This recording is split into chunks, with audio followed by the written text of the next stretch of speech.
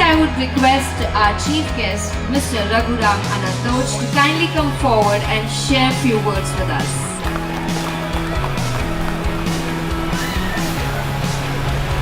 Namaskar. Good morning. First of all, I would like to congratulate Vani Dhanashri and Jyoti Mohit ma'am for organizing such a wonderful event. I being a sportsman, I understand, my first love and last love has been sports. So though I worked in IT, my first job was as a professional sportsman. Before we see kids in action, I won't take much time. That since parents are here, I want to ask parents, how many of you think knowledge is power? Please raise your hand. Guardians, those who think knowledge, everyone thinks knowledge is power? Yes? Okay. What if I say, and I am a cricket player, what if I say, I read 1,000 books on cricket? Okay? Some of you may not understand or may not be interested in cricket, but if a person reads 1,000 books on swimming, right? That person could be the most knowledgeable person on the planet on swimming. Without getting into the waters, can that person swim? Even if you are the most knowledgeable person on swimming, you will not know what swimming is unless you get into the waters. That is where the fundamental difference is. The journey from knowledge to knowing, if it is not undertaken, all knowledge will only drown you. If you know, I've read so much about swimming, and if you jump into the water, what will happen to that knowledge? It will drown you. And sports is that tool, that teacher which tells you that knowing is the power, not knowledge. You get into the waters, when you know things, when you experience it, then you can generate knowledge. That becomes your personal experience. You may read 100 books on honey, but unless you taste honey, you will not know what honey is. You should teach your kids to taste the honey of life. Knowledge is always borrowed. Yes, knowledge has a utility, there is importance, but unless that knowledge is experienced through knowing, read is equal to knowledge, is the window to knowledge. But think, act.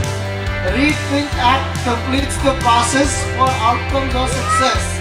Think and act. Thinking independent and acting until you know. Simply you just just jump into the water once or twice, you will not learn swimming. If you want to learn cricket, you want to practice one shot, you have to hit the ball 1,000 or 10,000 times. That is knowing. Just doing once a lot is not knowing. That is personal experience. Right? Knowledge is borrowed, knowing is personal. So all problems in the world are because of read, act. A lot of people think they read and they think they have knowledge and they act.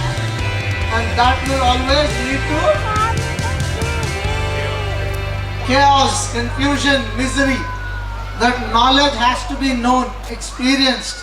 Whether it's sports or engineering, science, doctor, whatever profession the kids may want to choose, is the responsibility of the parents to let them explore, apply that knowledge, whatever they learn. Learning is the complete process. Read, think, act, connecting these dots is learning. They have to eat the apple themselves.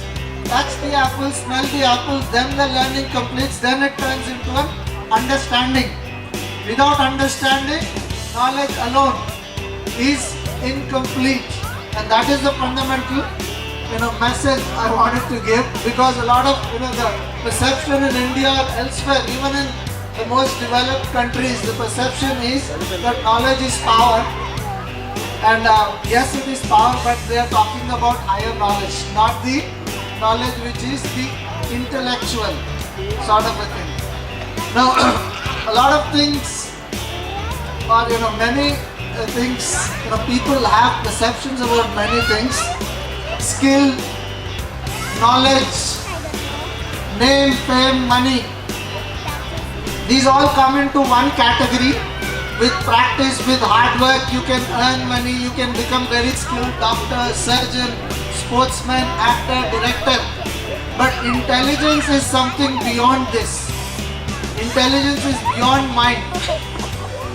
If you understand the difference, if you can convey that difference to the children, then you will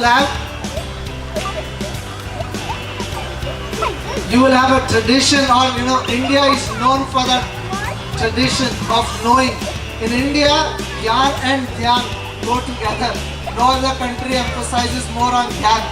And that Dhyan or meditation will give you that knowing aspect, that personal experience. Without that, you will be at a very shallow level. You will not get that depth. So for that depth, you have to experience that peace or that knowledge. So on that note, I would say sports is that one teacher, which gives you a complete package. So I would encourage all the parents to, you play sports, do something, whether it's yoga or whatever sport, because the kids learn from parents. If we are not doing something, and if we tell kids, they may not take it very seriously.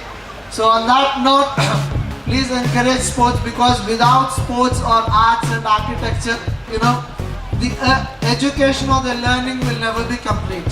So I thank you for this wonderful opportunity, and I wish Vani Dhanashri and Jyoti Mohanty to come up with more Montessori's, and I also wish them to take it to the higher levels of education, middle school and high schools very soon, and I wish them all the very best, and thank you for